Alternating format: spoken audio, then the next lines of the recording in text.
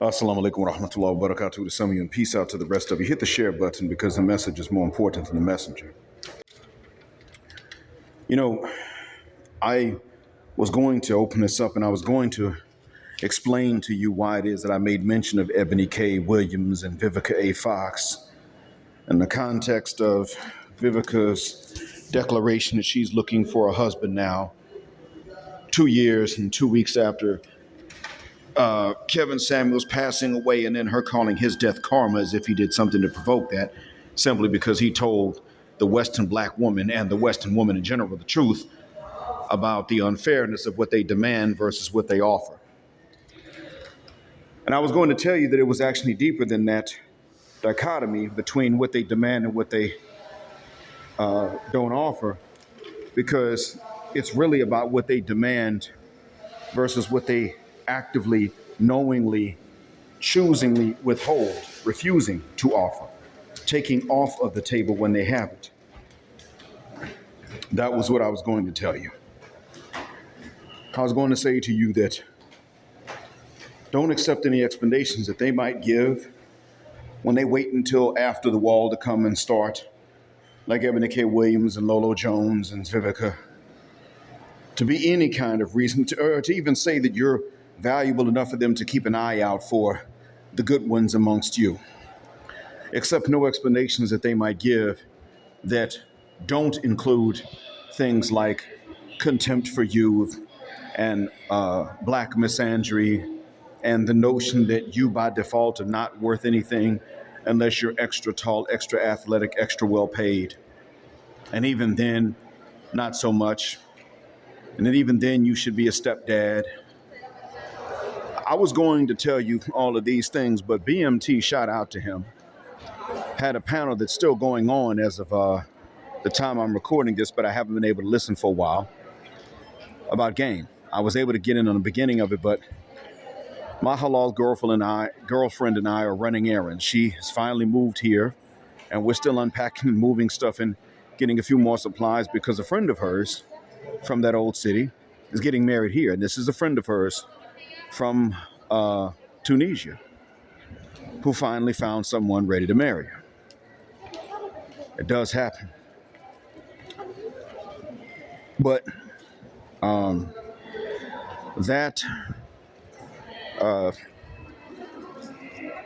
she had to go through a lot. She had to she had to really do a lot of searching to find someone. We'll see how it goes. And in any case, I point out to you that in light of all that, we're busy. And so I didn't get to sit and watch the whole thing about game, but I'll tell you something I realize about game. And it's important for all of us to notice about game. Game, as I stated in previous recordings years ago, is nothing that men have. The only reason I would sit up and say that I have game is because I realize that men haven't actually been playing the game the way it is to be played. And the black manosphere is moving in that direction to our credit, I will say, but we haven't really played that game in the way that it should be played. The black manosphere is coming to the realization that if you get your stuff in order, you will be pursued. But you're also coming to the realization that that pursuit is not going to come until she's post-wall and you are entirely out of her league. This is after they have been not out of your league, but refused to admit when you all were compatible because they were insistent upon going too far out of their league. And then years later, when you were out of theirs, they come to you and say, I'm looking for a husband. I'm looking for what you offer. Take me seriously, don't just pump and dump. Don't just skeet and flee. And what I'm saying is that it's the women that have the game. They start off with it because we give it to them.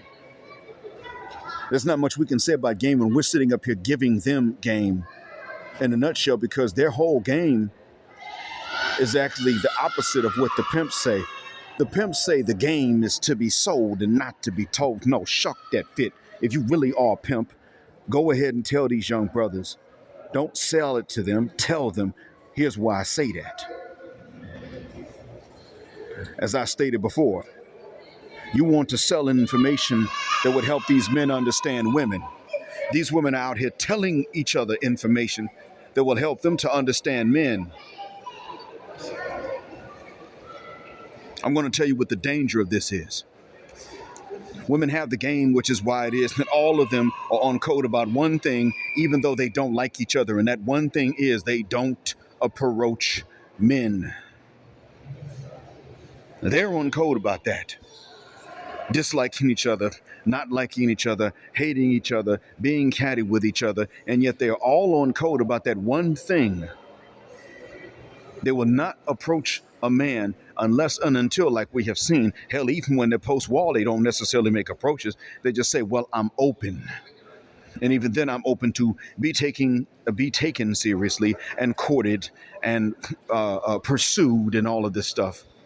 This time I won't run so fast and be so discouraging.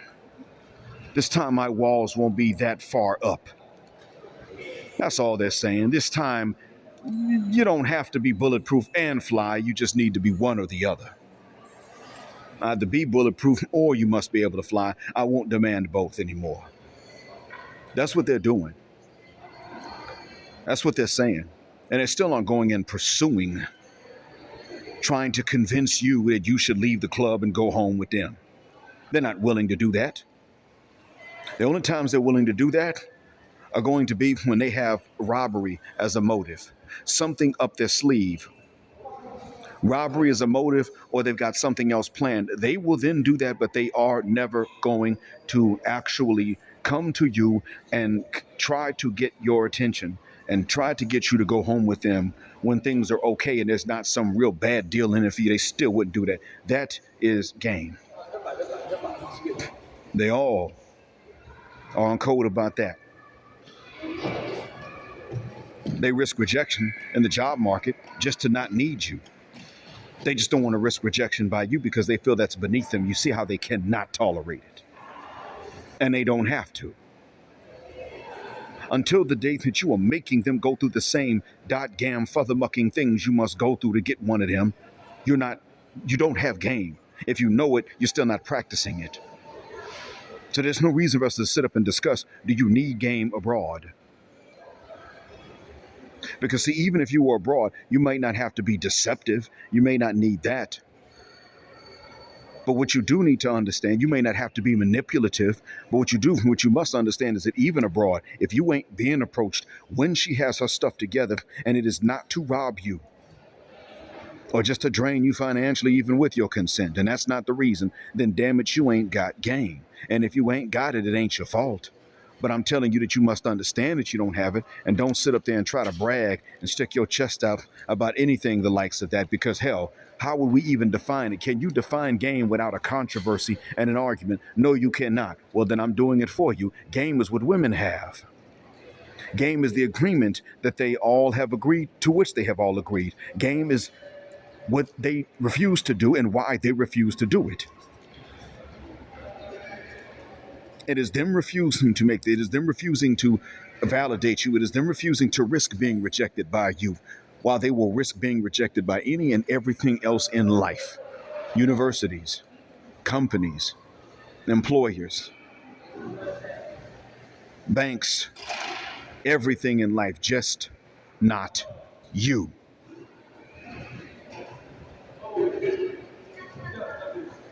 That agreement to which they all agree, that code upon which they all are, whether they are a ratchet, nasty B-word or the purest of the pure, that agreement and them sticking to it, oh, that's game.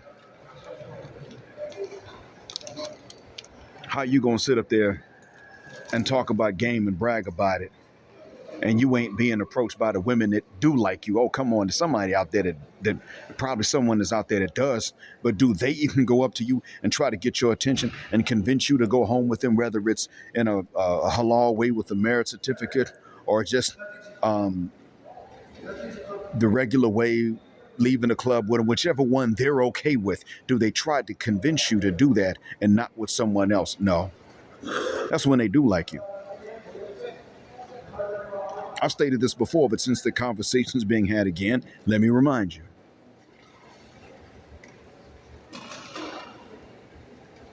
We're sitting up here thinking that they really individually in their heart of hearts are all concerned with how tall you are. How healthy you are is more important to them than how tall you are, if you let them talk about it on an individual level. But what they're really doing is they're sitting up here following each other, even when they don't like each other, out of a sense of vanity that they demand you validate. And if you do validate it, they lose respect. And if you don't validate it, they lose interest. Damn, no wonder they're unhappy. And here's why I mentioned why it's important for you to realize that they have game and you don't. The game they have still does not get a lot of them the goal that they want in the end. You see, in the Western world, they're allowed to play that game unfettered.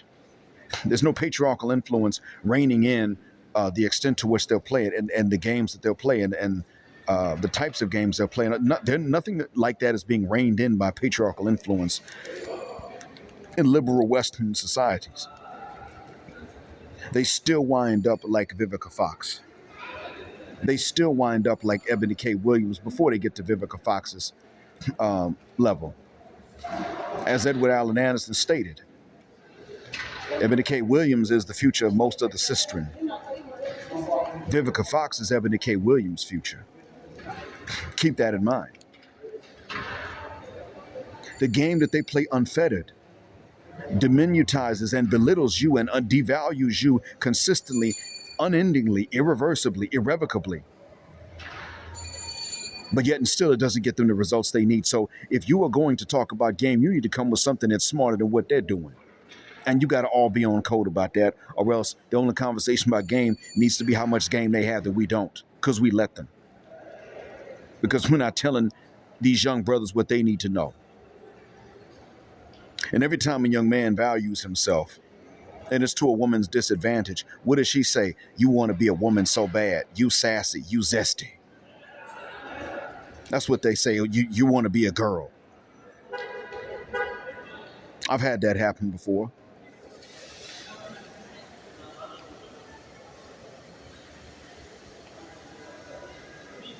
I've had them say this before on more than one occasion.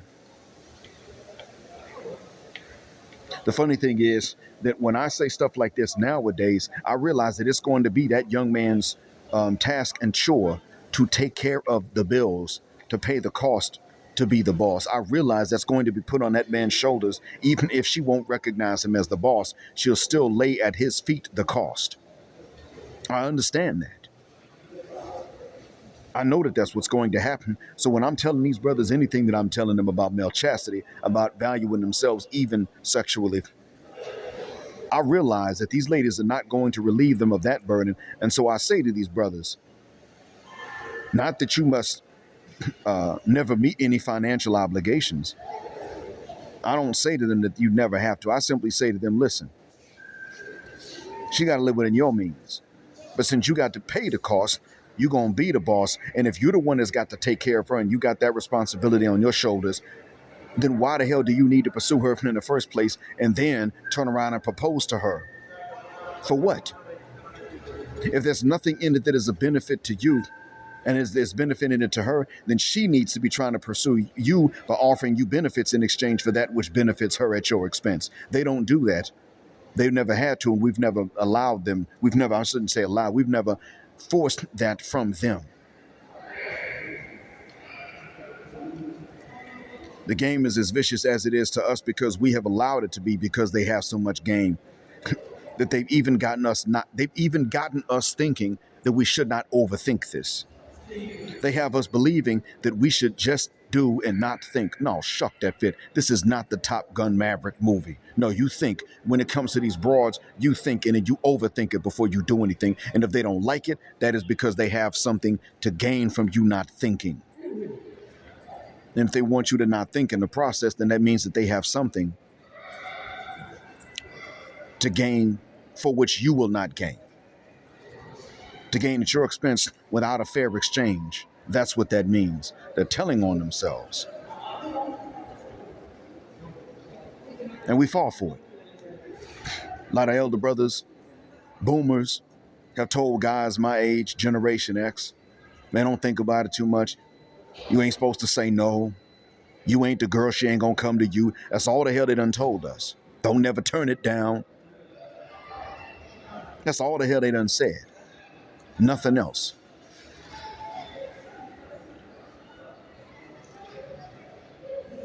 And then they're gonna turn around and tell us to tell these young guys, and now you got these boomers trying to tell now you got them trying to tell Gen Z and the millennials the same thing. You got them trying to tell them that, and the Gen Z and the millennials are sitting up and saying, "No, we're not doing that. No, we're not." You know what? If we don't have half the skills that you had, we still ain't gonna do it. And I say to them young brothers, you might need to learn some of the skills, the life skills that these elder brothers have, but you don't need to be out here making these pursuits, because we got a bunch more skills than you all. We learned more life skills than you all did. We had to, and they didn't have the decency to say, "Excuse me, sir, what is your name? Can I take you out for coffee sometime?" Because the same coffee date they think is too cheap for us to offer them, they think it's too expensive for them to offer you. While they talk about they strong and independent and don't need no man. They'll even sit up and say, "We want you, but we don't need you." Guess what? They don't act like they want you. They didn't act like they wanted us. Until what? Till they hit the wall. Vivica wouldn't even act like that until she got into her 60s. Right. And you'll notice that the way she looked when she said what she said at the time of Kevin Samuel's passing is actually better than what she looks now. Within the 2 years and 2 weeks, you can see her aging. You think she can't see that? That's exactly why she made that decision. Well, I mean, she waited until that point because she knows what the hell it is. She just looked at you and said, "You don't deserve." She looked at all of us and said, "Not one of these N-words deserves even good looks. Not one of you." I remember when I saw Two Can Play That Game. I saw that movie. I watched it with my man Jeremiah, Ethiopian brother. God bless him, and I hope he's doing okay. This man Jeremiah, we saw this in Atlanta. This man Jeremiah said, "You know, the way that African American sisters were talking about you all's ding-a-ling was a shock to me." I said, "Well, in private they do that." I had to tell him, I was like, "They don't do that in public. These are private conversations, but they put it in a movie." "Yeah, well, we're not around to talk about that." He said, "Wow, I know Abisha women." That's how they say it in Amharic. He said, "I know Abisha women would never talk about Johnsons in front of each other." And I even said to him, "Well, if they really know each other well, they might. They might, but I can see it being unlikely." So you see, it was an eye-opener to him and a shock to him. But one of the things I said is they do play these games.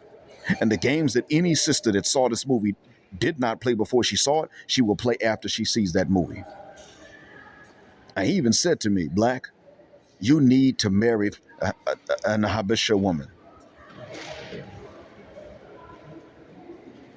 I wasn't against it.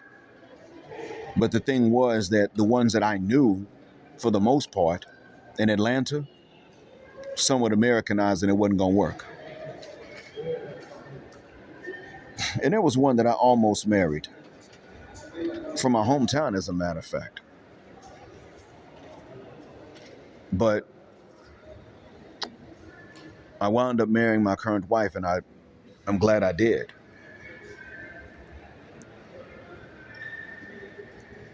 As a matter of fact, a dream that I thought was about this Abyssinian woman, a dream I had about her back in 1995, I thought was about her.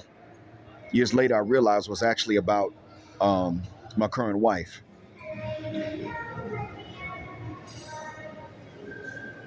And I didn't realize that till about a year ago, I think. Something triggered my memory of the dream and my memory of something that my current wife said to me. So yeah, all of that just to say, you know what? We ain't got it.